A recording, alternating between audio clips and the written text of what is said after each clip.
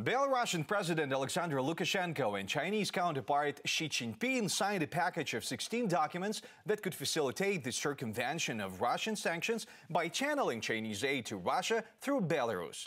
Is China selling weapons to Russia, or Lukashenko is just running from a sinking ship? Historical meeting made in China. Details in our next story. The Chinese leadership has finally decided to try on the mantle of peacekeepers. Beijing has presented a so-called peace formula that would help end the Russian war in Ukraine.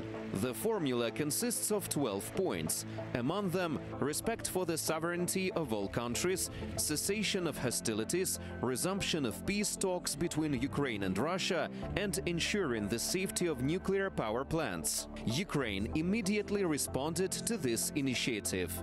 It seems to me that this was not a peace plan of China, not a resolution, not a declaration, not an infrastructure for something. It seems to me that China has shown its thoughts on this. The question is, what follows the words? In times of war, we must understand that words are words. Everyone says something. The question is in the steps. Where do they lead? What is the result for us?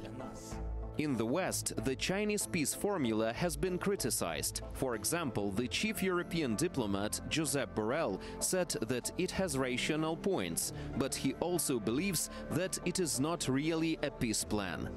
It is not really a peace plan and mostly reiterates well-known Chinese positions, some of which we share, while important ones are missing. Of course, we will analyze it, but it is already clear that the key problem is that it does not really distinguish the aggressor from the victim, putting the parties on the equal level.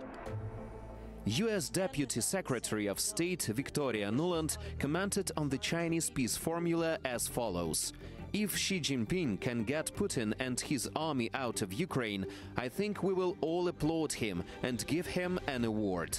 But does China really want peace in Ukraine? According to U.S. intelligence, the Chinese government is considering selling Russia heavy weapons and ammunition.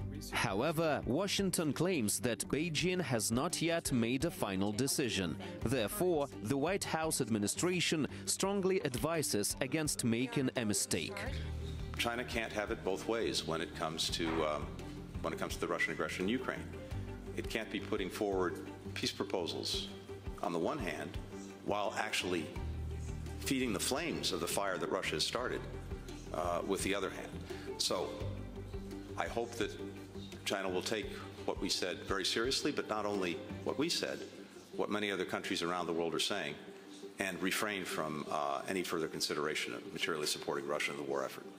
A meeting, or at least a conversation between President Volodymyr Zelensky and Chinese leader Xi Jinping could help to understand Beijing's real attitude toward Russia's war in Ukraine. However, the proposal of the Ukrainian leader was commented on in China in a very vague way.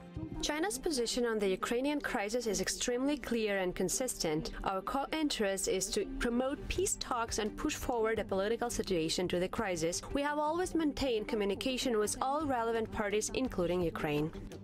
The visit to China by self-proclaimed president of Belarus, Alexander Lukashenko, adds fuel to the fire. According to official reports, his main goal is to hold bilateral meetings with the leadership of China and also to make a number of economic deals. However, many experts assume that, among other things, Lukashenko may act as a secret mediator between Moscow and Beijing. The European Union also wants to influence the situation. They are planning a visit of European Commission President Ursula von der Leyen and European Council President Charles Michel to China. It is supposed to take place in the first half of this year. However, the problem is that we need to act immediately. So will China help end Russia's war in Ukraine? This is a question of the true intentions of the Chinese leadership and time. Thanks for watching our YouTube channel. Latest news, trends, and analytics on all about Ukraine. Like, share, and subscribe. Any questions, proposals, and comments, contact us via email.